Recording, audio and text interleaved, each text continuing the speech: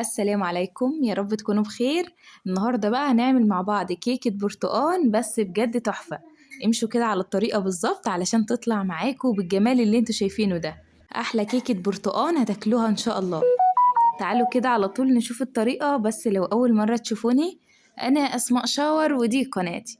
ما تنسوش تشتركوا في القناة ولايك وشير لو عجبكم الفيديو.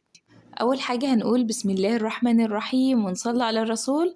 اللهم صل وسلم وبارك عليك يا حبيبي يا رسول الله.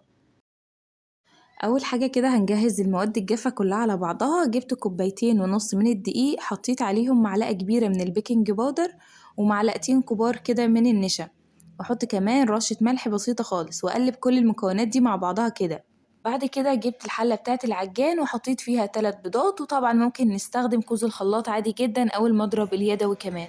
حطيت على البيض كوباية من السكر، وكمان حطيت كيسين من الفانيليا، وهضربهم كويس جدا مع بعض لحد لونهم ما يفتح ويبقى بالشكل اللي انتوا شايفينه ده.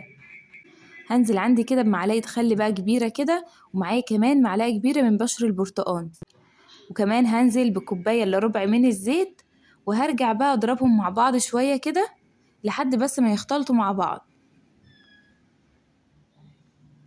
بعد كده هنزل عندي بكوباية من عصير البرتقال، وعلشان اعزز اللون بتاعه بحط كده نص معلقة صغيرة من الفروتي علشان يدينا اللون الحلو ده. هديهم كده ضربة بسيطة، وبعد كده هنزل عندي بالمواد الجافة اللي احنا خلطناها على بعضها. هقلبهم كده مع بعض، بس ما تبالغوش كده في التقليب، يعني يا دوبك يختلطوا مع بعض وخلاص بوقف تقليب.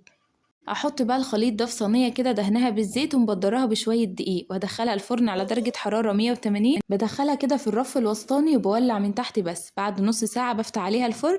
لو لقيت وشها محمرش بروح مولعه الشوايه علشان كمان وشها يحمر، وبتكون بالجمال اللي انتوا شايفينه ده، واخده كده لون حلو جدا من فوق ومن تحت، وطالعه معانا هشه وطريه وتحفه. جربوها بقى علشان بجد تستاهل التجربة. لحد هنا كده أنا خلصت الفيديو، يا رب أكون فدتكم بأي حاجة.